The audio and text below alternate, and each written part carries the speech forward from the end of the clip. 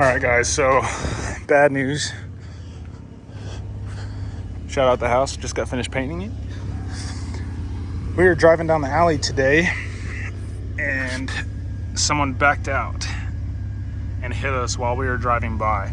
Now, luckily, I was going like 15, 20 maybe, and the guy was backing out of his garage area. And the way that these alleys are, like on these houses, all the garages are in the back and the alley runs all the way through the back. Well, the fences run obviously like this for the backyard, and he was just backing out to where you couldn't even see his car. Like, I didn't even see him at all because he backed out after I had already passed where I couldn't see him. His car was coming right here.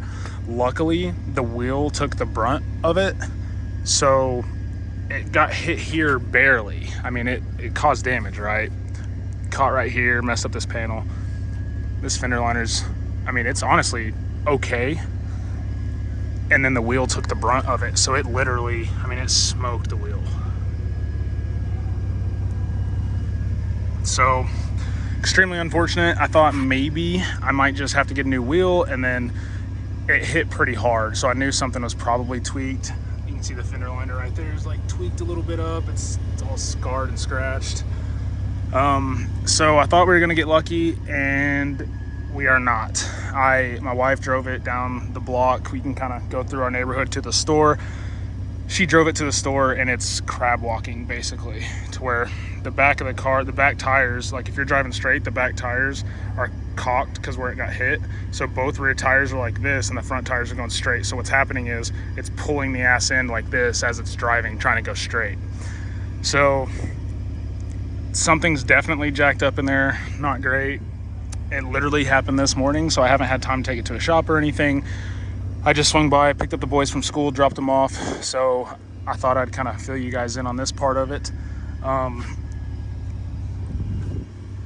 Honestly, it's a real big bummer because I really wanted to keep this car. I love the ST. I can see right there, like all that's even off. Damn. Like there's a lip right there now, and there never has been, so everything kind of got shifted. So extremely unfortunate. I don't know if you can see anything underneath that maybe got tweaked.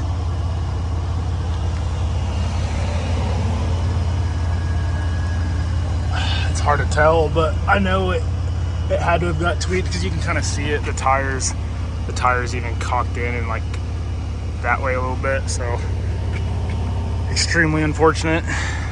But luckily the guy had insurance. He has, back out here real quick, make sure I don't hit somebody. He has insurance. He obviously, you know, he took fault. Didn't really have anything to do with, you know, it was nobody's fault. I mean, it was his fault, but it was completely on accident. The dude was super cool.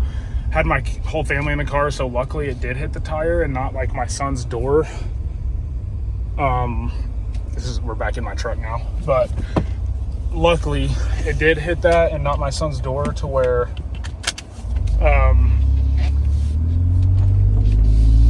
you know, like I said, the wheel took the brunt of the damage. So it made it to where it basically, whenever he hit us, it just shifted the whole ass end of the car like 2 foot. And like when it happened, you know, it happened so fast, you don't even really understand what just happened whenever you get in a car wreck, because you don't know, especially whenever you don't see where you got hit from.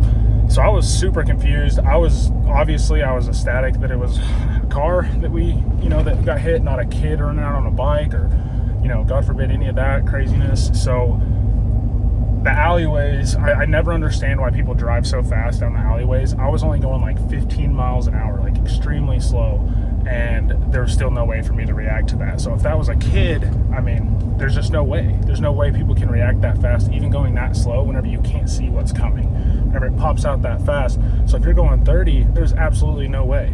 And I was talking to my wife, it's a good thing that I was only going that slow, because what happened is whenever we got hit and it bounced us, I was then like the ass end got bounced and I was facing somebody's yard. Like I was facing somebody's backyard, their fence. I would have went through somebody's fence. Luckily, there was no cars in the other driveway that was next to him. And I was able to stop quick enough before I even hit the fence. So like could have been way worse. Luckily it wasn't. Super bummed about the ST because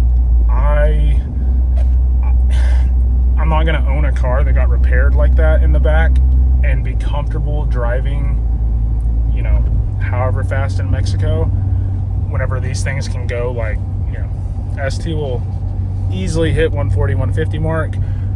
Not saying that happens very often, but, you know, even on road trips, you can, you know, you set your cruise at whatever you want. So you can be, you know, 100 miles an hour and it's coasting. Whenever this thing is getting repaired now, I don't trust that car, even if a body shop, because, you know, I don't really know much about all the suspension components, but I had a Vet that got hit a while back. I tried to keep it. It was still driving funky, and so I got the insurance to total it out. So I don't know. It's one of those things where it's like, do you want, if that car was just a daily driver work vehicle, then yeah, maybe it'd be okay. But that is my wife's car that hauls my entire family with my boys in it every day, and I'm not taking the chance on that. So, and also we were already tossing up the idea of getting a new car, right? So what we're probably going to do now is get this thing fixed, if it is fixable, which it should be. Get this thing fixed and then trade it in for something different. So what does suck about that is changes the plans a little bit. We really wanted a toy car, and now it looks like we're going to be getting her a new car first because of the situation that happened this morning. So not a, you know, third world problems, right? Like not a big deal, but it is frustrating because we don't owe very much on the ST. Our payments are interest free, so it doesn't cost us to pay the car off. And it's one of those things like now we're gonna have to go buy a more expensive car because we're not gonna go buy the same thing. Buy a more expensive car, have a higher payment, you know, get a new car, yes, but we weren't really aiming for that until this happened. So one of those deals sucks, but you know, I don't really want to trust that thing with my entire family in it. If it was a work vehicle, that'd be a little different. Like I said, with it being my wife's car, hauling the boys around, I'm not even going to take the chance on it. So let me know what you guys think. Let me know what you guys think in the comments. There's a couple options, obviously, to replace it. We've already kind of looked at certain things, you know, like the X7 Navigator, that style of thing, just because we're not going to tune it to be fast necessarily like the ST, because our plan is to have a third car, like I said. And that third car being as of right now, a C7 Z06. It's always been a dream of mine.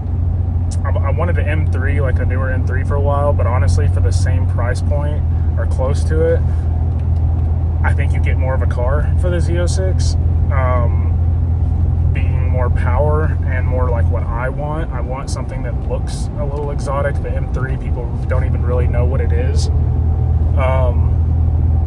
unless you're like, you know about BMWs, but C7Z, I had a C6Z. If you go back and check out my channel, I have a few videos of it. Super fun car. Always wanted a C7Z after that, and now that's kind of where we're at. The wife really loves them too, so it makes the decision a little bit easier whenever I don't have to ask for permission to buy a car because she wants it as well. So we're gonna see what the insurance says about the ST, kind of go from there, and then hopefully make it to where, you know, we at least don't lose money on the ST and the insurance stuff, and we can just trade it in, not take that big of a hit, and get her the car that she wants next.